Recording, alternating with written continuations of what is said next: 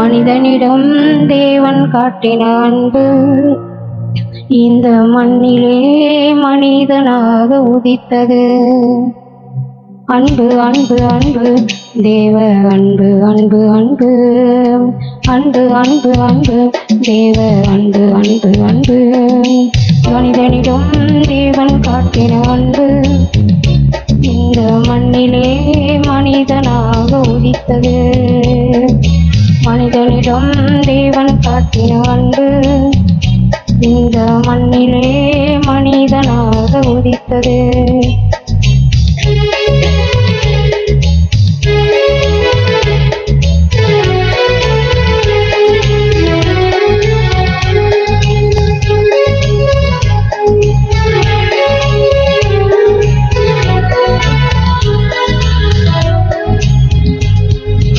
அன்பு நீடிய சாந்தமும் தயவும் உள்ளது.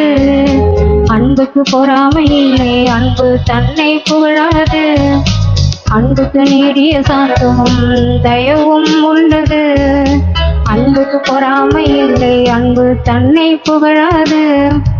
இருமாப்பாயிராது, அயோக்கியத்தை செய்யாது, தற்பொழிவை நாடாது, கோபம் கொள்ளாது, அன்பு தீங்கு நினையாது. அன்பு அன்பு அன்பு தேவ அன்பு அன்பு அன்பு அன்பு அன்பு அன்பு தேவ அன்பு அன்பு அன்பு.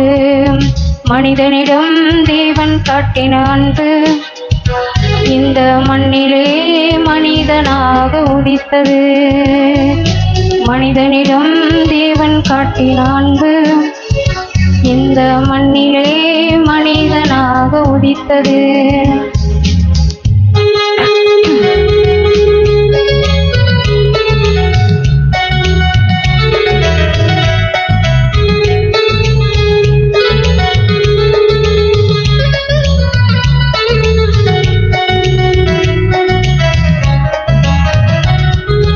அன்பு சகலமும் தாங்கும், சகலத்தையும் சகிக்கும், சகலத்தையும் விசுவாசிக்கும், சகலத்தையும் நம்பும். அன்பு சகலமும் தாங்கும், சகலத்தையும் சகிக்கும், சகலத்தையும் விசுவாசிக்கும், சகலத்தையும் நம்பும். அன்புக்கு ஆழமில்லை, அன்புக்கு உயரம் இல்லை, அன்புக்கு ஈடு இல்லை, இணையேதும் இல்லை, அன்புக்கு இணையேதும் இல்லை. அன்பு அன்பு அன்பு தேவ அன்பு அன்பு அன்பு அன்பு அன்பு அன்பு தேவ அன்பு அன்பு அன்பு. மனிதனிடம் தேவன் காட்டிய அன்பு இந்த மண்ணிலே மனிதனாக உதித்தது. மனிதனிடம் தேவன் காட்டின அன்பு இந்த மண்ணிலே மனிதனாக உதித்தது. கர்த்தர் நல்லவர். இந்த நாளிலே கலந்து கொண்டிருக்கிற உங்கள் ஒவ்வொருவரையும் உயிர்த்தெழுந்த இயேசுவின் நாமத்தினாலே வாழ்த்தி வரவேற்கிறேன். கர்த்தர் தாமே உங்களை ஆசீர்வதிப்பாராக. அல்லேலூயா. அதோடு மாத்திரமல்ல, இந்த நேரலையிலே பார்த்து கொண்டிருக்கிற உங்களையும் கூட இயேசு கிறிஸ்துவின் இணையில்லா நாமத்தினால் உங்களை ஆசீர்வதிக்கிறேன். தூரத்திற்கு மாத்திரமல்ல, சமீபத்திற்கும் தேவன் என்று சொன்னவர். தூரத்தில் இருக்கிற உங்கள் ஒவ்வொருவரோடும் இருந்து உங்களையும் பலப்படுத்தி காத்து கொள்வாராக. அல்லேலூயா, ஹல்லேலூயா. கர்த்தர் நல்லவர். வேதத்திலிருந்து ஒரு பகுதியை வாசிக்கலாம். யோபின் புஸ்தகத்தில் 21ஆம் அதிகாரத்தை திருப்பிக் கொள்ளுவோம். யோபின் புஸ்தகத்தில் 21ஆம் அதிகாரத்தில் 9வது வசனத்தை வாசிக்கலாம். அவர்கள் வீடுகள் பயமில்லாமல் பத்திரப்பட்டிருக்கும், தேவனுடைய மிலாறு அவர்கள் மேல் வருவதில்லை. இதுல 2 காரியங்களை ஆவியானவர் குறிப்பிடுகிறார். இந்த வசனத்தில் 2 காரியங்களை குறிப்பிடுகிறார். ஒன்று, முதற் பகுதி, அவர்கள் வீடு பயமின்றி பத்திரப்பட்டிருக்கும். 2வது பகுதி, தேவனுடைய மிலாறு அவர்கள் மேல் வருவதில்லை. அல்லேலூயா. இந்த ரெண்டு காரியங்களையும் இதில் தேவன் குறிப்பிடுகிறார். இந்த ரெண்டு காரியத்தையும் நம்ம முழுமையாய் பார்ப்பதற்குரிய வாய்ப்புகள் இல்லை. முதல் பகுதியை நாம் பார்க்கலாம். இரண்டாவது பகுதியை சுருக்கமாக என்னவென்று சொல்லுகிறேன். தேவனுடைய மிலாறு அவர்கள் மேல். மிலாறு என்றால் என்ன? தண்டனை. தண்டனை என்று சொல்வதை காட்டிலும் அழிக்கக்கூடிய ஒரு ஆயுதம். மிலார் என்றால் சவுக்கு, சாட்டை என்று சொல்வார்கள். ஆமா, அந்த தேவனுடைய தண்டனை நம்மீது என்ன செய்யறது இல்லையா? கண்டிப்பு இருக்கும். மறந்துடக்கூடாது. கண்டிப்பு என்பது வேறு, தண்டனை என்பது வேறு. தேவனுடைய கண்டிப்பு நமக்கு இருக்கும், அதே சமயத்தில் தண்டனை இருக்காது. மேல உள்ள பகுதியில் வாசிக்கிறோம், அவர்கள் வீடுகள் பயமில்லாமல் பத்திரப்பட்டிருக்கும். வீடு பயமில்லாம பத்திரமா இருக்கிறதுனால என்ன பிரயோஜனம்? வீடு பத்திரமா இருக்குன்னா அதுக்கு ஒரு அர்த்தம் இருக்குது இல்லையா?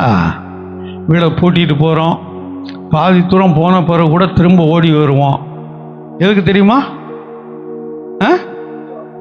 ஒழுங்காக பூட்டிட்டோமா என்னன்னு தெரியலையே, அதை பார்க்கணும்னு சொல்லி அதெல்லாம் பத்திரப்படுத்தி வச்சுட்டு போகிறோம். ஆனால் வீடு பயம் இல்லாமல்னா வீட்டுக்கு என்ன பயம்? வீட்டுக்கு என்ன பயம் இருக்கு?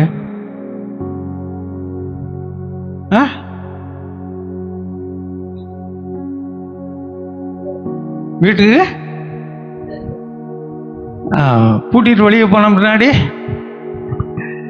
அந்த குடும்பத்தை சார்ந்தவர்களுக்கு, இங்க வீடு என்று சொல்லும்போது எழுத்தின்படி இருக்கக்கூடிய கட்டடத்தை சொல்லலை, அந்த குடும்பத்தில் இருக்கிற நபர்களுக்கு சொல்லப்பட்டிருக்குது. அவர்கள் வெளியில் இருந்தாலும் சரி, வீட்டில் இருந்தாலும் சரி, அந்த குடும்பத்துடைய அங்கத்தினர்கள், அது 2 பேரோ 3 பேரோ 4 பேரோ 5 பேரோ அது வேறு, அவர்களுக்கு சொல்லப்பட்டதான ஒரு காரியம். அதுதான் திரும்ப வாசிங்க அதே வசனத்தை. அவர்கள் வீடுகள், அவர்கள் வீடுகள் பயமில்லாமல் பத்திரப்பட்டிருக்கும். இது யார் சொல்றது அப்படின்னு சொன்னா, 1வது வசனத்தை வாசிங்க. யோபு பிரதித்திரமாக. இதை சொல்றது யாரு? யோபு. எந்த சூழ்நிலையில சொல்றான் தெரியுமா?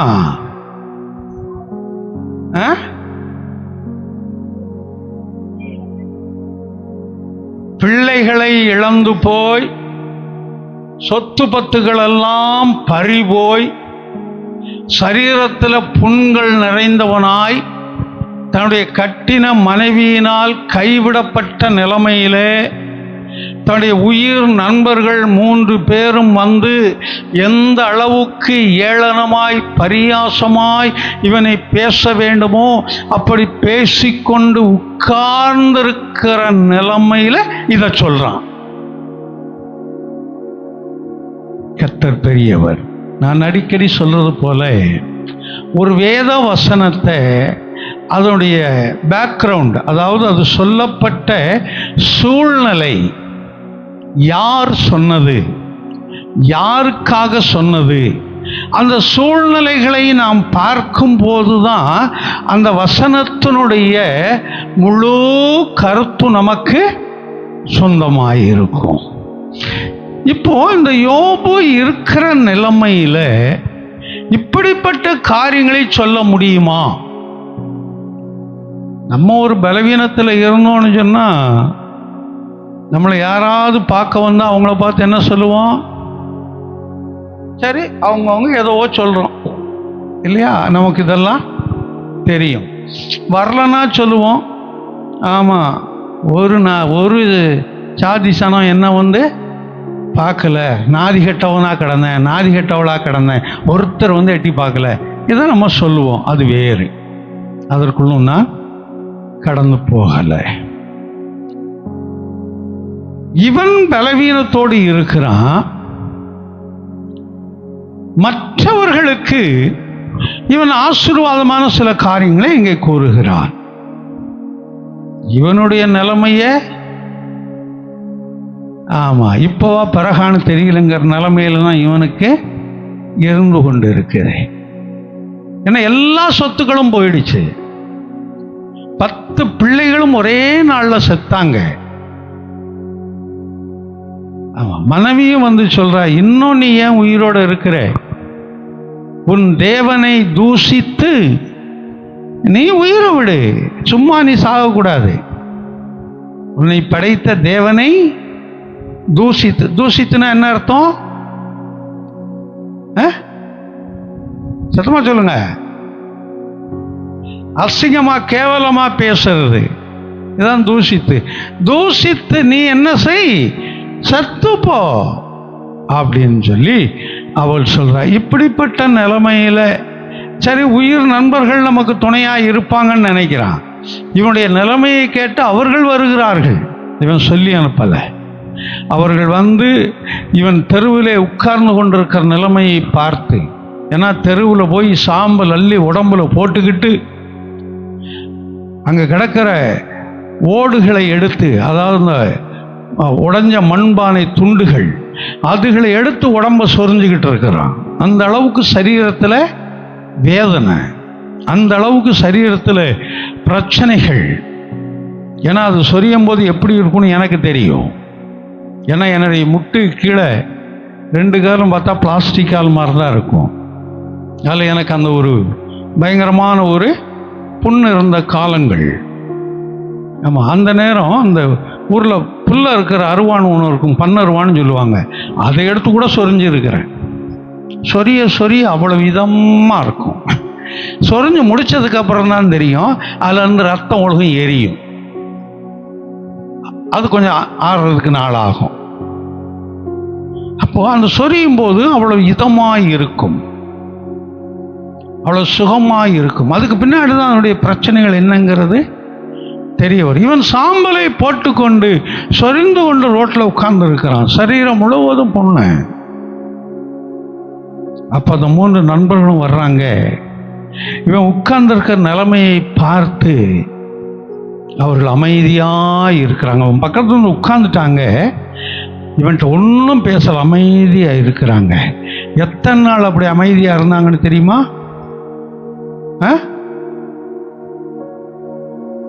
எத்தனை நாள் அமைதியாக இருந்தாங்கன்னு தெரியுமா?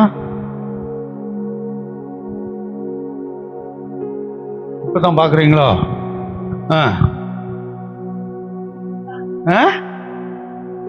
3 நாளா?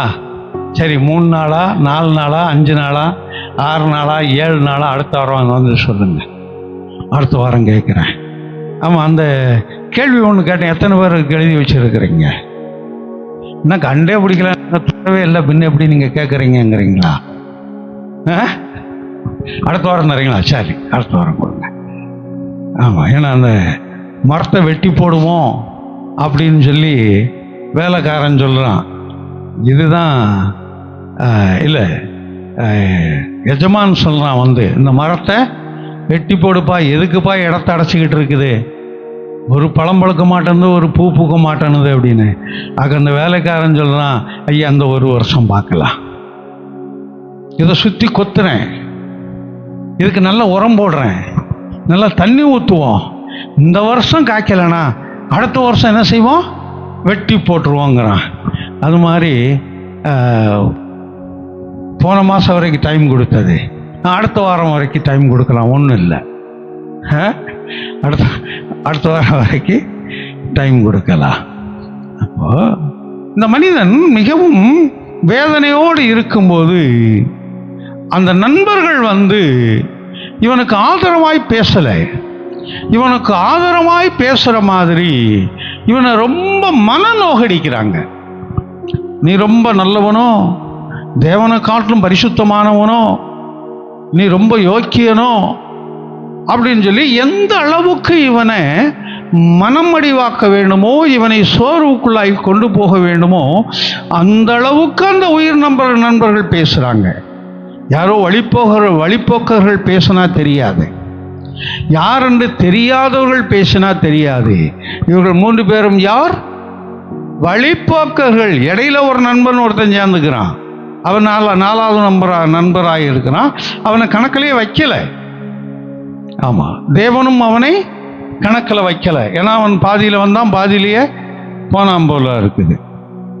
அப்ப இப்படிப்பட்ட அந்த 3 பேருக்காகத்தான், இல்லை 4 பேர் கூட வச்சுக்கோங்க அந்த இடத்துல, அவர்களுக்காகத்தான் இவன் இந்த வார்த்தையை சொல்லுகிறான்.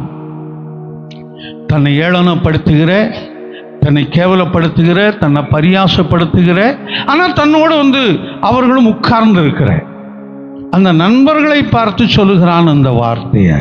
என்ன வார்த்தை சொல்றான்? அவர்கள் வீடு பயமில்லாமல் பத்திரப்பட்டிருக்கும். அல்லேலூயா. ஆமா, உன்னுடைய வீடு, உன்னுடைய குடும்பம் பயமில்லாமல் பத்திரப்பட்டிருக்கும். வீடு என்று சொல்லும்போது 4 சுவர்கள் மாத்திரமல்ல, உன்னுடைய இருதயம். திருமணமானவர்களுக்கு குடும்பங்கள் உண்டு, புருஷன், மனைவி, பிள்ளைகள். திருமணம் ஆகாதவர்களுக்கு பெற்றோர், உடன் பிறந்தவர்கள் இருக்கிறார்கள், குடும்பம், இல்லையா? எப்படி இருந்தாலும் அந்த உள்ளம் என்றதான, அந்த இருதயம் என்றதான அந்த வீட்டை பயமில்லாதபடி அவர் பார்த்து கொள்ளக்கூடியவராய் இருக்கிறார். இன்னைக்கு நம்முடைய வாழ்க்கையில் வர்ற பெரிய ஒரு பிரச்சனையே என்னதான்? பயம், தொடர்ந்து கவலை. இல்லை, முதலாவது கவலை, அதை தொடர்ந்து பயம். இது 2ஐயும் பிரிக்க முடியாது. இது 2ஐயுமே என்ன செய்ய முடியாது? பிரிக்க முடியாது. பயம் வந்துவிடும் என்று சொன்னால் கவலை தானாக அங்கே வந்துவிடும். கவலை வந்து விடுகிறது என்றால் பயம் தானாக அங்கே வந்துவிடும். எதற்கு பயம் வருது? காரணம் தெரியாது. எதுக்கு கவலை வருது? காரணம் தெரியாது. எதை குறித்து மன சோர்வோடு இருக்கிறோம் தெரியாது. எதை குறித்து டென்ஷனாக இருக்கிறோம் தெரியாது. ஆமாம், எதை குறித்து ஒரு போராட்டத்துக்குள்ளே கடந்து போகிற தெரியாது, உனக்கே தெரியாது. அப்படிப்பட்ட சூழ்நிலையில், அப்படிப்பட்ட நிலைமையில் கடந்து போய் கொண்டு இருக்கிறோம். அப்படிப்பட்ட நிலைமையில் தான் சொல்றாரு, உன் வீடு பயமின்றி. அல்லேலூயா. ஏன்னா இந்த பயம்தான் நம்முடைய முதல் எதிரி என்பது தேவனுக்கு தெரியும். ஆனால் தான் கர்த்தருக்கு பயப்படும் பயம் உனக்குள்ளாய் இருக்கட்டும் என்று சொல்லுகிறார். கர்த்தருக்கு பயப்படக்கூடிய பயம் நமக்குள்ளாய் வரும் என்று சொன்னால் வேறு எந்த பயமும் நம்மளை ஒன்று செய்ய முடியாது. ஆனால் தான் கர்த்தருக்கு பயப்படக்கூடிய பயம் உனக்குள்ளாய் வரட்டும் என்று அவர் சொல்லுகிறார். அப்போ உன் வீடு பயமின்றி பத்திரப்பட்டிருக்கும். பத்திரப்பட்டிருக்குதுன்னா என்ன? பாதுகாப்பா இருக்குது. அதிலிருந்து எந்த ஒரு அசம்பாதமும் நடக்கலை. அசம்பாதம் நடக்க முடியாது. எந்த திருடும் அதிலிருந்து நடக்க முடியாது. எந்த அதாவது அதில் இருக்கக்கூடியதான பாதிப்புகளும் அதை ஒன்று செய்ய முடியாது என்று இங்கு சொல்லுகிறார். அப்போ நான் சொன்னது போல வீடு என்று சொல்லும்போது 4 சுவர்கள் அல்ல, நம்முடைய குடும்பம், நம்முடைய தனிப்பட்ட வாழ்க்கை. இதில் பயத்தை எடுத்து போடுகிறார். அதோடு நல்ல பாதுகாப்பை கொடுக்கிறார். நம்முடைய பயணங்களில் பாதுகாப்பை கொடுக்கிறார். பொதுவாக சென்னையில் இருக்கிறவங்களுக்கு தெரியும், வெளியே போயிட்டு வீட்டுக்கு வர்றதே கர்த்தருடைய பெரிய கிருபை. அவங்க நடந்து போனாலும் சரி, அவங்க சொந்த வாகனங்களில் போனாலும் சரி, இல்லை வாடகை வாகனங்களில் போனாலும் சரி, பஸ்ஸுகளில் போனாலும் சரி, நாம் ஜீவனோடு வீடு வந்து சேருவது கர்த்தருடைய தயவு. ஏன்னா அந்த அளவுக்கு இன்றைக்கு விபத்துகள் பெருகி போனது. அந்த அளவுக்கு ஆபத்துகள் இன்றைக்கு அதிகமாகி கொண்டு இருக்கிறது. ஆனால் கர்த்தர் இதுவரையும் உன்னை என்னை கண்மணி போல காத்தார், இனியும் காப்பார். அல்லேலூயா. ஆமாம், வெளியில் பயணப்படும் போது மாத்திரமல்ல, வீட்டிற்குள் இருக்கும் போதும் கர்த்தர் நம்மை பாதுகாத்து கொள்ளுகிறார். சோழப்பள்ளத்தில் ஒரு வீட்டில் அவங்க உட்கார்ந்துருந்தவங்க அவங்க எந்திரிச்சு போக மேலே இருக்கிற ஃபேனு கரெக்டாக அந்த இடத்துல வந்து விழுக சரியாக இருந்தது. அவருடைய விசுவாச குடும்பத்தை சார்ந்தவர்களுக்கு தான் அது. என்ன ஒரு இடத்துல யாருன்னு தெரியல, ஒரு குழந்தைய படுக்க வச்சிருக்கிறாங்க, அந்த குழந்தைய தூக்கி போயிருக்காங்க, ஃபேன் சரியாக அந்த இடத்துல விழுந்துருக்குது. வேற ஒரு குடும்பத்தில் ஒரு பாம்பு ஒன்று உள்ளே வந்துச்சு, அது எங்கே இருக்குன்னே தெரியல. அதுக்கப்புறம் ஒரு மாதம் அந்த பாம்போட தான் குடியிருந்தாங்க. ஆமாம், பாம்பு அந்த வீட்டுக்குள்ளே தான் இருந்துச்சு. அதுக்கப்புறம் தான் அந்த பாம்பு அங்கே இருக்குன்னு தெரிஞ்சவங்க அதை அடித்தார்கள். ஒரு மாதம் அங்கே தான் இருந்துச்சு. ஏன்னா பீரோ கடியில் ஒரு சின்ன ஒரு ஓட்டை ஒன்று கிடந்தது, அதுக்குள்ளேயே வசிச்சுக்கிட்டு இருந்துருக்குது. லைட்டெல்லாம் ஆஃப் பண்ணும்போது நிறைய அந்த வீட்டுக்குள்ளே எலியெல்லாம் விளையாடும். அந்த எலியை பிடிக்க பாம்பு வெளியே வந்துச்சுன்னு சொன்னால் காலு தான் எலியை நினச்சிட்டு ஒரு தட்டு தட்டியிருந்தால் என்ன இருக்கிறது? கொஞ்சம் யோசித்து பாருங்க. கர்த்தர் ஏதோ ஒரு ரீதியில் நம்ம அழைக்கலை. கர்த்தர் நம்மை தெரிந்து கொண்டார், நம்மை முன்குறித்தார், நம்ம அழைத்திருக்கிறார், நம்மை வேறுபடுத்தி இருக்கிறார். அதனால எப்படிப்பட்ட பாதுகாப்பெல்லாம் நமக்கு கொடுக்கிறாரு. ஆமாம், பெரிய குழிக்குள்ளே இது வரைக்கும் கழுத்து வரைக்கும் போனவங்களாம் இருக்கிறாங்க. ஆமாம், டபக்குன்னு குழிக்குள்ளே போயிட்டு ஆமாம் சத்தம் கொடுத்து அதுக்கப்புறம் பக்கத்தில் இருக்கிறவங்களும் வந்து காப்பாற்றினவங்க. இல்லைன்னா அன்னைக்கு அந்த குழிக்குள்ளே போயிருப்பாங்க, மண்ணை போட்டு அப்படியே மூடி இருப்பாங்க. ஏன்னா அந்த குழியை மூடுறதுக்காகத்தான் மண்ணெல்லாம் ஏற்பாடு பண்ணியிருக்காங்க. இவங்க உள்ளே போனது தெரியாது யாருக்கும். அங்கே வேலை செய்கிறாங்க, இங்கே வேலை செய்கிறாங்கன்னு அவங்க நினச்சிருப்பாங்க. மண்ணை போட்டு என்ன செய்திருப்பாங்க? மூடி இருப்பாங்க. அதுக்கப்புறம் எங்கே போனாங்க ஏது போவாங்கன்னு தேடிக்கிட்டு இருக்கணும், தெரியாது. இதெல்லாம் நாம் யோசித்து பார்க்கறதில்ல. எந்த அளவுக்கு கர்த்தர் நம்ம மீது கரிசனை உள்ளவராய் இருக்கிறார், எந்த அளவுக்கு நம் மீது கவனம் உள்ளவராய் இருக்கிறார், எந்த அளவுக்கு நமக்குரிய பாதுகாப்பை அவர் கொடுக்கிறார் என்பதை நாம் என்ன செய்யறதில்லை, யோசிக்கிறதில்லை. அந்த அளவுக்கு நமக்குரிய பாதுகாப்பை அவர் கொடுக்கிறார். அந்த வசனத்தை தான் இங்க சொல்றாரு. அவர்கள் வீடு பயமின்றி பத்திரப்பட்டிருக்கும், பத்திரமா இருக்கும். சில நேரம் அந்த பத்திரமா வைக்கிறதான் நம்ம தேடிக்கிட்டு இருப்போம். ஆமாம், நான் கூட இந்த சர்ச்சை பெயிண்ட் அடிக்கும்போது ஒரு ரோல் காயில் இருந்துச்சு. அது ஒரு 3000 ரூபா 3500 வரும் அந்த காயில். ஏன்னா அந்த 5 ஸ்கொயர்னு சொல்லுவாங்க. அதனால் அதை மெயின் வயர் எடுக்கக்கூடிய திக்கான வயர் அது. 3000 ரூபா 3500 வரும் ஒரு காயில், 90 மீட்டர். அது அதை வச்சேன், எங்கே வச்சேன்னு தெரியல, காணும்னு யோசித்தேன். ஆனால் எனக்கு ஒன்று தெரியும், இங்கேருந்து எந்த பொருளும் வெளியே போயிருக்காது, அது எங்கேயாவது இருக்கும் என்று ஒரு நம்பிக்கை, ஒரு ஞாபகம். இங்கே தான் எடுத்து வச்ச மாதிரி ஒரு ஞாபகம். ஏன்னா இது மேலே இருந்தது, இதில் தான் எடுத்து வச்ச மாதிரி ஞாபகம். இங்கேயும் வந்து எல்லாம் தேடி பார்த்துட்டேன், காணும். ஆனால் நேற்று பார்த்தேன், அங்கே இருந்த ஒரு பைய, இங்கே கீழே இருந்த ஒரு பை, அந்த பை இப்போ அந்த பைக்குள்ளே இருக்குது. அந்த பையை பார்க்கும்போது அந்த பைக்குள்ளே தான் இருக்குது. அது அப்போ சில பொருள்களை நம்ம பத்திரமா வைக்கும்போது அது எங்கே இருக்குன்னே மறந்துடும். ஆனால் இருக்கும் கண்டிப்பாக. அது எங்கே இருக்குன்னு தான் தெரியாது. வேறு ஏதாவது தேடும் போது தான் வரும், ஓ இந்த இருக்குது, நான் பத்திரமா வச்சது இங்கே தான் வச்சுருக்கேன், மறந்துட்டேன்னு சொல்லாமல் யோசிப்போம் இல்லையா? அப்போ நம்முடைய வாழ்க்கை அவர் பத்திரப்படுத்தி கொள்ளுகிறார். ஏன் இந்த ஃபேன் காரியம், இந்த பாம்பு காரியம் இதெல்லாம் சொல்ல வந்தேன்னா, வீட்டுகளில் இருக்கும்போதும் ஒரு பாதுகாப்பு. வெளியில் போகிறவங்களுக்கு தான் ஆபத்துங்கிறது இல்லை, வீட்டில் இருக்கிறவங்களுக்கும் ஆபத்து. நடக்கும்போது லேசாக தடிக்கு விடுவாங்க, கால் ஒடிஞ்சிரும். ஒன்றும் இல்லை, சும்மா வீட்டுக்குள்ளே நடக்கும்போது அவங்க புடவையோ அவங்க வேஷ்டியோ இல்லை அவங்க பேண்டோ அவங்க சுடிதாரோ ஏதோ ஒன்று தட்டும். இப்படி தட்டக்கூடாதுன்னு தானே என்னவோ தொடையும் காலும் கட்டியாக பிடிக்கிற மாதிரி இன்றைக்கி பிள்ளைங்க பேண்ட் போட்டுக்கிறது இல்லை? ஆமாம், ஒரு வீட்டுக்கு போகும்போது சொன்னாங்க, இருக்கிற பேண்டெல்லாம் டைட்டாக்கி போட்டுக்கிறானா, இருக்கிறதெல்லாம் டைட்டாக தச்சுக்கிறானா. சரி, எப்படி பேண்ட் போடுவான்னா பிளாஸ்டிக்கை காலில் மாட்டிக்கிட்டு பேண்டை உள்ள நுழைக்கிறானா. மைக்காத்தாள் இருக்குல்ல, மைக்காத்தாளை காலில் மாட்டிக்கிட்டு அந்த பேண்டை உள்ள நுழைக்கிறானா?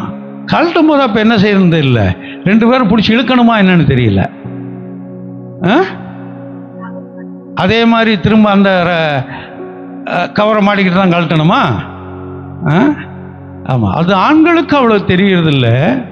பெண்கள் அப்படி டைட்டாக போடும்போது கர்ப்பப்பை பிரச்சனைகள் உருவாகும் என்பது அவங்களுக்கு தெரியறதில்ல. அந்த ஹை ஹீல்ஸ் போடுறவங்களுக்கும் இந்த டைட்டாக, அதுக்கு பேர் என்ன, லெக்கின்ஸ் இல்லை, அது ஏன் லெக்கின்ஸ்னு பேர் வச்சான்னு தெரியல. அதுவும் போடுறவங்களுக்கும் அந்த கர்ப்பப்பை பிரச்சனைகள் உருவாகும்னு சொல்லி இந்த ட்ரெஸ்ஸை உருவாக்குறவங்களுக்கெல்லாம் என்ன பேர் சொல்லுவாங்க? இல்லை, ட்ரெஸ்ஸுகளுக்கு என்ன, காஸ்டியூமா? ஆமாம். இதுக்குள்ள இருக்கக்கூடியவங்கள்லாம் என்ன பொருளை கொண்டு வந்தவங்களுக்கு கொடுத்தா அதிகமாக சேல்ஸ் ஆகும், அது நிமித்தம் என்ன பாதிப்புகள் உருவாகும், அந்த பாதிப்புகளுக்கென்று எவ்வளவு மருந்து மாத்திரைகள் செலவாகும், எவ்வளவு டாக்டர்கள் உருவாவாங்க, இதெல்லாம் கணிச்சு தான் அதெல்லாம் உருவாக்குறது அவங்க. சும்மா ஏதோ ஒன்று அந்த ஃபேஷன் கொண்டு வர்றது இல்லை. ஏன்னா பழைய நாட்கள் இது இல்லை. உள்ளதில் பெண்களுக்கு பாதுகாப்பான ஒன்று, சரீரத்திற்கு பாதுகாப்பு, பாவாடை தாவணி புடவை, அதாவது நம்முடைய கல்ச்சருக்கு, நம்முடைய கலாச்சாரத்துக்கு ஏற்றது. வெளிநாடுகளில் போனீங்கன்னா அந்த பெருந்தொடை தெரிகிற மாதிரி போட்டிருப்போம். அது இங்கே இருக்குது, இங்கே ஒன்றும் இல்லாமல் இல்லை. ஒரு நாள் சிஸ்டர் தான் எங்கேயோ ஊழியத்துக்கு போயிட்டு வரும்போது சொன்னாங்க, இங்கே ஒரு பொண்ணு போகிறா பாருங்க பைக்கில், அவள் முட்டுக்கு மேலே அவள் ட்ரௌசர் போட்டு போகிறான்னு சொல்லி. நான் அதை கவனித்தேன். பின்னாடி தான் உட்காந்து போகிறா, முட்டுக்கு மேலே என்ன செய்கிறா, ட்ரௌசரை போட்டுக்கிட்டு போகிறா. அந்த கலாச்சாரம் இங்கேயும் கூட அதிகமாயிடுச்சு இப்போ இந்த கலாச்சாரம் இல்லை. இப்படிப்பட்ட காரியங்கள் வரும்போது அதில் சில பிரச்சனைகள் உருவாகுது சரீரத்தில், அது அவங்களுக்கு தெரியறதில்லை. அதான் ஃபேஷன், அதான் மாடல், இப்படி தான் இருக்கும்னு நினைக்கிறாங்க. உள்ளாடைகள் டைட்டாய் போடும்போது கேன்சர் உருவாகிறது சீக்கிரமாக. உள்ளாடைகள் டைட்டாய், அது ஆணாக இருந்தாலும் சரி பெண்ணாக இருந்தாலும் சரி, உள்ளாடைகள் டைட்டாய் போடும்போது அவர்களுக்கு என்ன செய்கிறது, அது கீழாடையோ மேலாடையோ அது வேறு. உள்ளாடைகள் போடும்போது என்ன உருவாகிறதாம், கேன்சர் உருவாகிறது. அதனால தான் இன்னைக்கு பெண்கள் மார்பக புற்றுநோய் அதிகமாக இருக்குது. பெண்களுக்கு மார்பக புற்றுநோய்கள் அதிகமாக இருக்கிறது. அப்போ அவங்க ஒரு டிசைன் பண்ணுறாங்கன்னு சொன்னால் அதற்குரிய அந்த என்ஜினியர்ஸ் அவங்க உட்கார்ந்து இதுகளை பண்ணுறாங்க. எதை பண்ணால் என்ன அவர்களுக்கு நன்மையாய் தெரியும், எது அதிகமாய் வாங்குவார்கள், அது நிமித்தம் என்ன பாதிப்புகள் வரும், இது நிமித்தம் எவ்வளவு சம்பாதிக்கலாம், இப்படிப்பட்ட திட்டங்கள் உருவாக்குறது. அதே போல் அழகு சாதன பொருள்கள் எதை கொண்டு போனால் கொஞ்ச நாளைக்கு நல்லா இருக்கும், அதுக்கப்புறம் அது அவர்களுக்கு பாதகமாய் முடியும். அது நிமித்தம் எவ்வளவு நமக்கு வருவாய் உண்டு. ஏன்னா இதெல்லாம் கார்ப்பரேட் கம்பெனிகள் நிர்ணயிக்கிறது, தனியார்கள் கிடையாது. கார்ப்பரேட் கம்பெனிகள் நிர்ணயித்து இப்படி வருகிறது. அதற்கு ஜாக்கிரதையாய் எச்சரிக்கையாய் இருக்க வேண்டும். சரி, நான் அதற்குள்ளே கடந்து போல, எங்கேயோ வந்து எங்கேயோ போயிடுச்சு, இருக்கட்டும். அப்படி என்றால் நாம் வீட்டில் இருக்கும் போதும் நமக்கு பத்திரமாய் இருக்கும்படியான ஒரு கிருபையை கொடுக்கிறார், பயணங்களில் கிருபையை கொடுக்கிறார். ஆமாம், அவர்கள் வீடு பயமின்றி பத்திரப்பட்டிருக்கும். இதுதான் இந்த மாதத்துடைய வாக்கு தத்துவம். நம்முடைய தனிப்பட்ட வாழ்க்கைக்கு, நம்முடைய உள்ளத்திற்கு, நம்முடைய இருதயத்திற்கு, நம்முடைய வீட்டிற்கு பயமின்றி பத்திரமாய் இருக்க கர்த்தர் நமக்கு போதுமானவராய் இருக்கிறார். இதில் ஒரு சில காரியங்கள் அப்படி தொடர்ந்து வாசிக்கலாம். யோபின் புஸ்தகத்தில் 22ஆம் அதிகாரத்தில் 23வது வசனத்தை வாசிப்போம். நீர் சர்வ வல்லவரிடத்தில் மனம் திரும்பினால் திரும்ப அக்கிரமத்தை உம்முடைய கூடாரத்திற்கு தூரமாக்கு. 2 காரியத்தை எங்க சொல்றாங்க. அதுல 1வது வசனத்தை வாசிங்க. 23:1.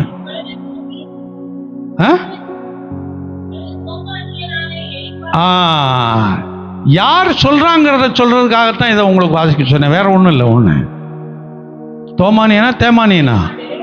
அதானே, என்னடா தோமானி என்ன அப்படி நான் கொஞ்சம் யோசித்துட்டேன். அது ஆமாம், கால் தானே. ஒருத்தர் எழுதும்போது இந்த மனைவிக்கு மாணவின்னு எழுதுனானா. மனைவிக்கு மாணவிக்கு என்ன வித்தியாசம் எழுதுறதுல?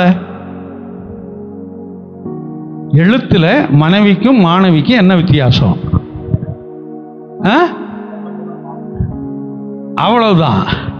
ஒருத்தர் வந்து கேட்டாராம், இப்பா இதை இந்த மனைவிக்கு கால் வரக்கூடாதுப்பா அப்படின்னு. எது? மனைவிக்கு மாணவின்னு அவன் எழுதிட்டான், கால் வரக்கூடாதுன்னு. இவன் சொன்னானா, என் மனைவி என் கால் நான் எங்கே வேணாலும் போடுவேன், நீ என்ன சொல்கிறது? நானா இல்லை, எங்கே வேணாலும் போடுவேன், நீ என்ன சொல்கிறது அப்படின்னு சொல்லி ஒரு சின்ன காரியங்கள் அங்கே இருக்கிற அந்த இதவே டோட்டலாக மாற்றிடும். அது எங்கேயோ போய் எப்படியோ முடிகிற மாதிரி கொண்டு போயிடும் இல்லையா?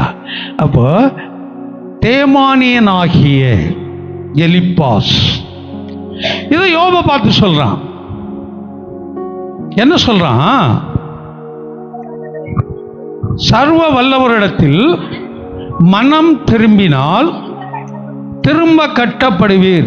இங்க யோபு ஒரு பிரச்சனை பண்ணிட்டு தேவனுக்கு விருப்பமில்லாத காரியத்தை செஞ்சுட்டு இவ்வளவு பாடுகள் அனுபவிக்கல. அவன் பிசாசும் தேவனிடத்தில் அனுமதி கேட்டு இவனுடைய பரிசுத்தத்தை, இவருடைய விசுவாசத்தை சோதிக்கும்படியா எங்கே வருகிறான் பிசாசு.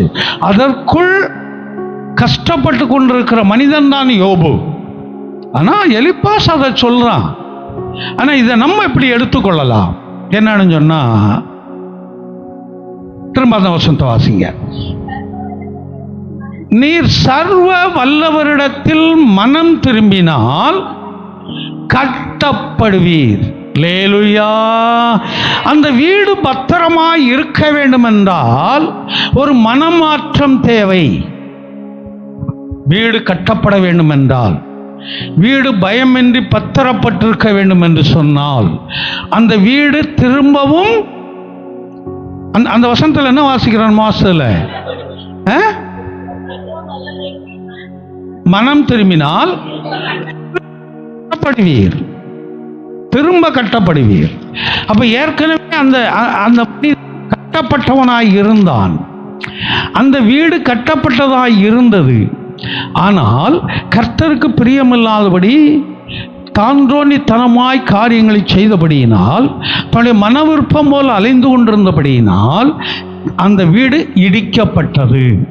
இல்லாவிட்டால் ஏதோ சில பிரச்சனைகளுக்குள்ளாய் கடந்து போனது. அதனால தான் சொல்றான், நீ மனம் திரும்பினால் லேலுயா திரும்ப கட்டப்படுவீர். அப்போ மனம் திரும்புதலை கர்த்தர் எதிர்பார்க்கிறார். மனம் திரும்புதலை கர்த்தர் எதிர்பார்க்கிறார். யோவான் ஸ்நானனுடைய பிரசங்கம் என்னன்னு தெரியுமா? மனம் திரும்புங்கள், பரலோக ராஜ்யம் சமீபமாயிருக்கிறது. மனம் திரும்புதலை குறித்து தான் அவன் பிரசங்கித்தான். அப்போ மனம் திரும்புதல் அவசியம், தேவை என்பதை அவன் அறிந்திருந்தான். அவன் அனுப்பப்பட்டது இயேசுவானவருக்கு வழியை ஆயத்தப்படுத்தும்படியாய். ஆனால் அங்கே போய் அவன் என்ன வழியை ஆயத்தப்படுத்துகிறான்? மனம் திரும்புங்கள், பரலோக ராஜ்யம் சமீபமாய் இருக்கிறது. உங்களை பார்க்கும்படி, உங்களை அழைக்கும்படி இயேசுவானவர் வந்து கொண்டிருக்கிறார். அதற்கு வழியை ஆயத்தப்படுத்தும்படி நான் கடந்து வந்திருக்கிறேன். நீங்க மனம் திரும்புங்க. யாரை பார்த்து பிரசங்கம் பண்ணா? இஸ்ரவேல் ஜனங்களை பார்த்து, யூத ஜனங்களை பார்த்து தான் அவன் பிரசங்கம் பண்ணினான். சிலர் அங்கு கலிலேயர்கள் இருந்தார்கள், சிலர் வேறு இனத்தை சார்ந்தவர்கள் இருந்தார்கள். ஆனால் அதிகமாய் இவன் இஸ்ரவேல் ஜனங்களை பார்த்துதான் அதை சொன்னான். அப்படி என்றால் விசுவாச வாழ்க்கையில் இருப்பவர்களை பார்த்துதான் இங்கே சொல்லுகிறார், நீ மனம் திரும்பு. நீ மனம் திரும்பும் போது கர்த்தர் உன்னை திரும்ப கட்டுவார். நீ எதிலெல்லாம் இடிக்கப்பட்டு கிடக்கிறாயோ அதிலே நீ ஒரு கட்டப்பட்ட நிலைமையிலே, ஒரு புதிதாக்கப்பட்ட நிலைமையிலே இருப்பாய். லேலுயா. ஆமாம், இந்த பெயிண்ட் பண்ண உடனே இது புதுதாக தெரியுது. ஏன்னா ஒருத்தவங்க என்கிட்ட தூரத்தில் இருக்கவங்க ஃபோன் பண்ணி கேட்டாங்க, ஆல்மோஸ்ட் எல்லா வேலையும் முடிஞ்சிருச்சுன்னு நினைக்கிறேன் அப்படின்னாங்க. முடிஞ்சிருச்சு, இன்னும் கொஞ்சம் வேலை இருக்குது அப்படின்னு. ஆமாம், இல்லை பார்த்தா புது சர்ச்சாக தெரியுது அப்படின்னாங்க. ஆல்மோஸ்ட் முடிஞ்சிருச்சு, ஃப்ரண்டில் ஒரு சின்ன வேலை இருக்குது, அது தம்பி ஜானுடைய வேலை, அவர் வந்தால் தான் அந்த வேலை முடியணும் மட்டும் சொன்னால். ரொம்ப தூரத்தில் இருக்கவங்க என்னோட ஃபோன் பண்ணாங்க. அப்போ என்ன சொல்ல வரேன்னு சொன்னால், இது அப்படியே அடைச்சி வச்சுட்டோம்னா ஒன்றுக்குமே இல்லாமல் போயிடும், அது பலறிஞ்சு போயிடும், ஒன்றுக்குமே உதவாது அது. அப்போ திரும்பவும் அதை நாம் கட்ட வேண்டும் என்றால் ஒரு மனம் திரும்புதல் நம்முடைய வாழ்க்கையில் தேவை. ரெண்டாவது அதிலே வரும்போது, அக்கிரமத்தை உம்முடைய கூடாரத்திற்கு தூரமாக்குவீர். தூரமாகும்னு சொல்லல, தூரமாக்குவீர். யார் தூரமாக்குவீர்? அவனே. நீ மனம் திரும்பினால் திரும்பவும் கட்டப்படுவாய். அதோடு மாத்திரமல்ல, நீ மனம் திரும்பின நிமித்தம் எதெல்லாம் அக்கிரமம் என்று உனக்கு தெரிகிறதோ அதையெல்லாம் நீ என்ன செய்வாய்? தூரமாக்குவாய். தூரமாக்குவாய் என்றால் அர்த்தம் என்ன? அது உன்னை பிடித்து கொள்ளாதபடி, அது உன்னை தொடாதபடி நீ உன்னை காத்துக்கொள்வாய் என்று சொல்லுகிறார். அல்லேலூயா. அந்த அக்கிரமம் தூரமாகும்போது அந்த வீடு பயமில்லாமல் பத்திரப்பட்டிருக்கும். அக்கிரமம் என்றால் என்ன? கிரமத்திற்கு மிஞ்சினது எல்லாமே, கிரமத்திற்கு அதிகமானது எல்லாமே அக்கிரமம். கிரமம் என்றால் என்ன? ஒழுங்கு. நாம் எல்லாவற்றிற்கும் ஒரு ஒழுங்கு வச்சிருக்கிறோம். இப்படித்தான் இருக்கணும், இப்படித்தான் போகணும், இப்படித்தான் வரணும் என்பதை குறித்து எல்லாவற்றிற்கும் நாம் என்ன செய்கிறோம்? ஒரு ஒழுங்கை. ஒழுங்கு இல்லாமல் நம்ம செய்யக்கூடிய சில காரியங்கள் எதுன்னு சொல்லுங்க பார்க்கலாம்.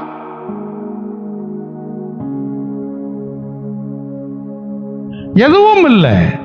எல்லாவற்றிற்கும் ஒரு ஒழுங்கு வச்சிருக்கிறோம். அதை செய்யாம விடும்போது ஒழுங்கீனமா மாறுது, அவ்வளவுதான். அதை செய்யாமல் விடும்போது ஒழுங்கீனமாய் மாறுகிறது, அதை வேறு விதமாய் செய்யும்போது அக்கிரமாய் மாறுகிறது. ஆகையினால் ஒழுங்குக்கு மிஞ்சின எல்லாமே அது கிரமம், கிரமத்திற்கு மிஞ்சின எல்லாமே அக்கிரமமாய் மாறிவிடுகிறது. அந்த அக்குங்கிறத மட்டும் எடுத்துட்டீங்க, வாசித்து பாருங்க தெரியும். அக்கை எடுத்துட்டீங்கன்னா என்ன? கிரமம். அந்த அக்கு சேரும்போது அது அக்கிரமமாய் மாறுகிறது. அப்ப யாருடைய வாழ்க்கையில அக்கிரமம் தூர போகிறதோ அவர்கள் வீடு பயம் இல்லாமல் பத்திரப்பட்டிருக்கும். அல்லேலூயா. அந்த அக்கிரமம் தூர போறதில்லை. அந்த மனிதன் அந்த அக்கிரமத்தை என்ன செய்ய வேண்டும்?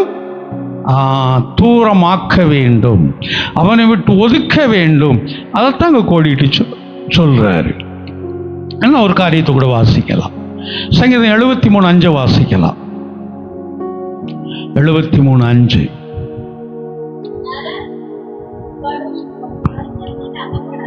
நரற்படும் வருத்தத்தில் அகப்படாமல்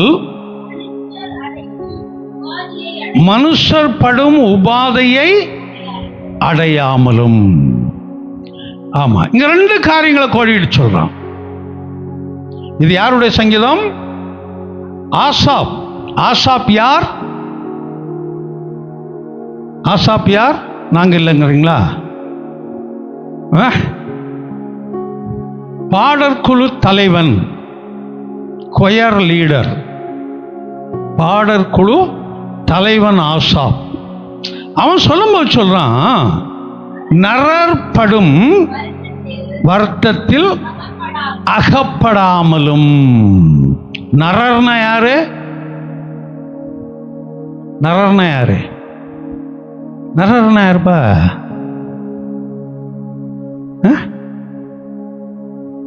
சத்தமா சொல்லுங்க, சத்தமா சொல்லணும். எது சொன்னாலும் தெரியல, அது முடிச்சா தெரியலன்னு. நரமாமிசம் சாப்பிடக்கூடியவர்கள் நிறைய இருந்தாங்க. இப்ப எல்லாம் இல்லை. ஏன் இல்லைன்னு சொன்னால், அவர்கள் சாப்பிடக்கூடிய இடத்தில் எல்லாம் மிஷினரிகள் போய் சிலர் தங்களுடைய உயிரை கொடுத்து அவர்களை இரட்சிப்புக்குள்ளாய் மாற்றினதுனால இன்றைக்கு நரமாமிசம் சாப்பிடக்கூடிய ஜனங்கள் அதிகம். ஆப்பிரிக்காவில் ஒரு இடத்துல உட்கார்ந்து ஒரு மனிதன் வேத புஸ்தகத்தை வாசித்துக்கிட்டு இருந்தானா. தெய்வம் இல்லை என்று சொல்லக்கூடிய ஒரு மனிதன் அந்த பக்கம் போகும்போது, நாஸ்திகள் ஒரு அது எல்லா நாடுகள்லையும் உண்டு. அவன் போகும்போது அவன் பார்த்து சொன்னானா, நீ என்ன செய்து கொண்டு இருக்கிறாய் அப்படின்னு சொல்லி. இவன் சொன்னானா, நான் வேத புஸ்தகத்தை வாசித்துக்கிட்டு இருக்கிறேன். அவன் சொன்னானா, உனக்கு வேறு வேலையே கிடையாதா, அதெல்லாம் பொய், இதை போய் நீ வாசித்துக்கிட்டு இருக்கிறிய, இதனால உனக்கு என்ன லாபம் இருக்குது அப்படின்னு சொல்லி அவன் சொன்னானா. சொன்னா, இதை நான் வாசிக்கிறதுனால உனக்கு லாபம் இருக்குது, இதை நான் வாசிக்கிறதுனால உனக்கு லாபம் உண்டு, இதை நான் வாசிக்காமல் இருந்திருப்பேன் என்று சொன்னால், இயேசுவானவரை என் தெய்வமாக ஏற்றுக்கொள்ளாமல் இருந்திருப்பேன் என்று சொன்னால், நீ என்கிட்ட பேசிக்கிட்டு இருந்த நேரம் இல்லை, நீ தூரத்தில் வரும்போதே உனக்கு கொலை பண்ணியிருப்பேன், உன் தலை என் கைக்கு வந்திருக்கும், உன்னை போய் நாங்கள் வேக வச்சு சாப்பிட்ருப்போம். ஏன்னா எங்கள் தொழில் என்ன? நரமாமிசம் சாப்பிட்றது. இதை படிக்கிறதுனால, இயேசுவானவரை நான் ஏற்றுக்கொண்டதுனால இன்னைக்கு அதெல்லாம் விட்டுட்டு நான் மனிதனாய் அமர்ந்து கொண்டு இருக்கிறேன் என்று சொன்னானா. இது உண்மையில் நடந்த சம்பவம். இன்னைக்கு ஓரளவுக்கு ஆல்மோஸ்ட் எல்லா இடத்துலையும் அந்த மனிதர்கள் சாப்பிட்ற காரியங்களை மாற்றி விட்டார்கள். பிஜேபிக்கு பெரிய கோபங்கள் அதுதான் கிறிஸ்தவர்கள் மீது. ஏனென்றால் ட்ரைப்ஸ், அந்த மலைஜாதி இனங்களை போய் மனம் மாற்றி அவர்களுக்கு படிப்பை கொடுத்து நாகரிகத்தை கற்றுக் கொடுக்கிறதுனால நம்முடைய வார்த்தைக்கு அவர்கள் கேட்கறதில்லை, நம்ம சொல்றதுக்கு கீழ்ப்படிந்திருக்க மாட்டார்கள், இருக்கிறது இல்லை என்பதனால தான் அவர்கள் கிறிஸ்தவர்கள் மீது கோபம் கொண்டு இருப்பது. மணிப்பூரில் இருக்கும்போது ஒரு பிரச்சனையில் ஒருத்தர் கேட்கும்போது அவர் சொல்கிறாரு, ஏன்னா அங்கே இருந்தது நிறைய சர்ச்சஸ் தான் நிறைய எரிச்சாங்க, கிறிஸ்தவர்களுக்கு தான் 90% பாடுகள். அவங்க சொல்லும்போது, இதை நாங்கள் ஏற்றுக்கொள்கிறோம், சில ஒரு குறிப்பிட்ட வருடங்களுக்கு முன்னால் இந்த காரியத்தை இவர்கள் செய்திருப்பார்கள் என்று சொன்னால், யாரெல்லாம் செய்தார்களோ அவர்கள் தலைகளெல்லாம் எங்கள் ஊரிலே இருந்திருக்கும். அம்புகளிலே விஷத்தை தடவி எய்து கொல்லக்கூடியவர்கள் நாங்கள்.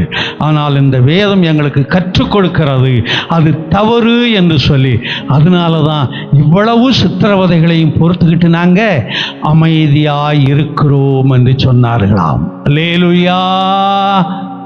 அந்த அளவுக்கு மேன்மையான இந்த புஸ்தகம். நரர் என்றால் யார்? மனிதர்கள். நீங்களும் நான் தான் நரர் என்று சொல்லும்போது, நரர் படும் வருத்தத்தில் அகப்படாமல். வருத்தம்னா நமக்கு தெரியும் என்னன்னு சொல்லி, வறுத்தெடுக்கிறதுங்கிறது வேற. ஆமாம், வீட்டில் இருக்கணும் வறுத்தெடுப்பாங்க, வெளியில் இருக்கணும் வறுத்தெடுப்பாங்க, கடாயில் போட்டும் வறுப்பாங்க, ஏதோ ஒன்று. ஆமாம், வறுத்தெடுக்கிறதுங்கிறது வேறு. சில பாடுகள் நமக்கு வரக்கூடியது. அப்போ அருமையாக இங்கே சொல்கிறாரு, மனிதர்கள் படும் அந்த வருத்தத்தில் நீ அகப்படாதபடி காத்துக்கொள்வேன். ஆமா, உனக்கு வருத்தம் வராதபடி நான் காத்துக்கொள்வேன் என்று கர்த்தர் நமக்கு என்ன சொல்லுகிறார்? வாக்கு கொடுக்கிறார். அதுதான் அவர்கள் வீடு பயமில்லாமல் பத்திரப்பட்டிருக்கும் என்று சொல்வது. ஆமா, அடுத்தது அதே வசனத்தில், மனுஷர் அடையும் உபாதையை அடையாமல். உபாதை என்றால் என்ன? வேதனை, கஷ்டம், பாடுகள், பிரச்சனைகள். அது அடையாதபடி காத்துக்கொள்வேன்கிறாரு. ஒன்று, மனிதர்கள் படக்கூடிய வருத்தம் வராதபடி காத்துக்கொள்வார். இரண்டாவதாக, மனிதர்களுக்கு வரக்கூடிய உபத்திரவங்கள் அவர்களை சேதப்படுத்தாதபடி கர்த்தர் காத்துக்கொள்வாராம். இதெல்லாம் யாருக்கு நடக்கும்? இப்ப பார்த்த இந்த 2 பகுதியும் இல்லை, மேலே உள்ளது கூட பார்த்துக்காங்க, ஒன்றும் தப்பு கிடையாது. இதிலே 1வது வசனத்தை வாசிப்போம். சுத்த இருதயம் உள்ளவராகிய இஸ்ரவேலருக்கு தேவன் நல்லவராகவே இருக்கிறார். அல்லேலூயா. தேவன் நல்லவரா யாருக்கு இருக்கிறாரா? சுத்த இருதயம். அந்த சூக்கு முன்னாடி ஆவ போட்டுருங்க. அசுத்த இருதயம், அக்கிரமம். அந்த அசுத்த இருதயத்தை யார் தள்ளுகிறார்களோ, அந்த சுத்த இருதயம் யாருக்கு இருக்கிறதோ அவர்களுக்கு தேவன் நல்லவராகவே இருக்கிறார். அந்த காரியத்தை செய்வார். அப்ப நாமும் சுத்த இருதயத்தோடு இருக்க கற்றுக்கொள்வோம். நம்முடைய வாழ்க்கையிலும் கூட அவர் கிரியை செய்வார். எப்படி கிரியை செய்வார்? வீடு பயமில்லாமல் பத்திரப்பட்டிருக்கும். அல்லேலூயா. அப்படி பயமில்லாமல் பத்திரப்பட்டிருக்கும்னு நினைக்கக்கூடியவர்கள் மாத்திரம் கரங்களை உயர்த்துவார். அல்லேலூயா சொல்லுவோமா? ஆமா. அப்ப உங்களுக்கு எல்லாம் வேண்டாம்ல? சொன்னதே நாங்க கவனிக்கலையே. கவனிச்சா தானே. பயமில்லாமல் பத்திரப்பட்டிருக்கும் என்று அவர்களுடைய சரீரம் மாத்திரமல்ல, அவருடைய வாழ்க்கையும் அவருடைய வேலைகளும் தொழில்களும் குடும்பங்களும் பயமில்லாமல் பத்திரப்பட்டிருக்க வேண்டும். அதோடு யோபு இந்த காரியத்தை சொன்னதுக்கு காரணம் என்ன? தன்னுடைய நண்பர்களுக்கு இதை சொல்றான். இப்படி யோபு சொல்றது காரணம் என்ன அப்படிங்கிறத 1:10 வாசிப்போம். யோபுல யோபு 1:10. நீர் அவனையும் அவன் வீட்டையும் உண்டான எல்லாவற்றையும் சுற்றி வேலி அடைக்கவில்லையோ? ஹல்லேலூயா. பிசாசானவன் தேவனுடைய சமூகத்தில் போய் தேவனை பார்த்து சொல்றான், யோபுக்கு உண்டான எல்லாவற்றையும் சுற்றிலும் நீர் வேலி அடைக்கவில்லையோ அப்படின்னு அர்த்தம் என்ன? பாதுகாக்கலையோ? நீ யோபை பாதுகாத்துக்கிட்டு இருக்கிறையா, எல்லா விதத்திலும் யோபுக்கு பாதுகாத்துக்கிட்டு இருக்கிற, அவன் குடும்பத்துக்கு பாதுகாப்பை கொடுக்கிற, அவன் ஆடு மாடுகளுக்கு பாதுகாப்பை கொடுக்கிற, அவன் வேலைகள் தொழில்களுக்கு பாதுகாப்பை கொடுக்கிற, அதனால அவன் உண்மையை பிடிச்சுக்கிட்டு இருக்கிறான் அப்படின்னு சொல்லி பிசாசானவன் போய் சொல்லுகிறான். இந்த அனுபவத்திற்குள்ளாய் யோபு கடந்து வந்ததுனால, எந்த அனுபவம்? தன்னுடைய வீடு பயமில்லாமல் பத்திரப்பட்டிருக்கிற ஒரு அனுபவத்தில் கடந்து வந்ததுனால இதை மற்றவர்களுக்கு எடுத்து சொல்லுகிறான். அல்லேலூயா. உனக்கும் எனக்கும் இதை எடுத்து சொல்லுகிறான். நிச்சயம் அந்த காரியம் நடக்கும். யோபு 5:24 வாசிப்போம். யோபு 5:24. உம்முடைய கூடாரம் சமாதானத்தோடு இருக்க காண்பீர், உம்முடைய வாசஸ்தலத்தை விசாரிக்கும் போது குறைவை காண மாட்டீர். உம்முடைய வாசஸ்தலத்தில் விசாரிக்கும் போது குறைவை காண மாட்டீர். பயம் இல்லாமல் வீடு பத்திரப்பட்டிருக்கும். குறைவில்லாதபடி கர்த்தர் காத்து கொள்ளக்கூடியவர். ஏற்கனவே ஜெப நேரங்களில் சொன்னது போல இந்த மாதம் நமக்கு அதிகமாய் பண தேவைகள் உள்ள மாதம். ஒவ்வொருவருக்கும் ஒவ்வொரு விதங்களில் அந்த தேவைகள் இருக்கலாம். அந்த தேவைகளை எல்லாம் கர்த்தர் சந்திக்க போதுமானவராய் இருக்கிறார். பிள்ளைகளெல்லாம் 10ஆம் தேதி ஸ்கூல், 6ஆம் தேதிங்கிறத 10ஆம் தேதியை மாற்றிட்டாங்க. அது பாண்டிச்சேரி 12, இங்கேயும் 2 நாள் சேர்த்து கொடுத்துருக்கலாம். ஆனால் என்னவோ 10ஆம் தேதின்னு வச்சுட்டாங்க. சரி, ஏதோ ஒன்று வச்சுட்டாங்க இல்லையா? இந்த 10ஆம் தேதி அவர்கள் பயணப்படும் போது, இதுக்கிடையிலும் பயணப்படும் போது அவர்களுடைய பாதுகாப்பு, அவர்களுக்கு மாத்திரமல்ல, பெரியவர்கள் நாம் பயணப்படும் போது, வேலைகள் தொழில்கள் ஊழியங்களுக்கு என்று பயணப்படும் போது நமக்குரிய பாதுகாப்பையும் அவர் நமக்கு கட்டளையிட வேண்டும். அதாங்க வாசிக்கிறோம். ஆமாம், அவர்கள் வீடு பயமின்றி பத்திரப்பட்டிருக்கும். அல்லேலூயா. கர்த்தர் பெரியவர். இப்போ அந்த 24 திரும்ப வாசிங்க. உம்முடைய கூடாரம் சமாதானத்தோடு இருக்க காண்பீர். எந்த ஒரு குடும்பத்தில் பயம் இல்லாமல் இருக்கிறதோ அங்கே என்ன வந்துடும்? சமாதானம் வந்துடும். பிள்ளைகளை குறித்து பயம், பெற்றோரை குறித்து பயம், குடும்ப அங்கத்தினர்களை குறித்து பயம், வெளியில் போகும்போது பயம், உள்ளே வரும்போது பயம். இந்த பயங்கள் யாருக்கு இல்லாமல் இருக்கிறதோ அவர்கள் குடும்பம் சமாதானத்தோடு இருக்கும். அல்லேலூயா. தொடர்ந்து வாசிப்போம். உம்முடைய வாசஸ்தலத்தை, வாசஸ்தலம்னா என்ன? வீடு, நாம் வாசம் பண்ணக்கூடிய ஸ்தலம். வாசம் என்றால் நாம் தங்கி இருக்கக்கூடியது, ஸ்தலம் என்றால் ஒரு இடம், வீடு. நாம் தங்கி இருக்கக்கூடிய வீடு விசாரிக்கும் போது குறைவை காண மாட்டீர். அப்போ நம்முடைய வாழ்க்கையில் இந்த மாதத்தில் குறைவற்ற ஒரு நிறைவான ஆசீர்வாதத்தை நமக்கு கொடுக்கும்படியாக அவர் விரும்புகிறார். அதுவும் பயமில்லாதபடி பத்திரமாய் வைத்து குறைவுகளை எடுத்து போட்டு ஒரு நிறைவை கொடுக்கக்கூடியது. நிச்சயமாய் இது நமக்கு நடக்கும். அதை விசுவாசிப்போம். கர்த்தர் இந்த வார்த்தைகளை ஆசீர்வதிக்கட்டும். அப்படியே கண்களை மூடுவோம். கர்த்தர் தொடர்ந்து நல்லவராயிருந்து நம்மை ஆசீர்வதிப்பார்.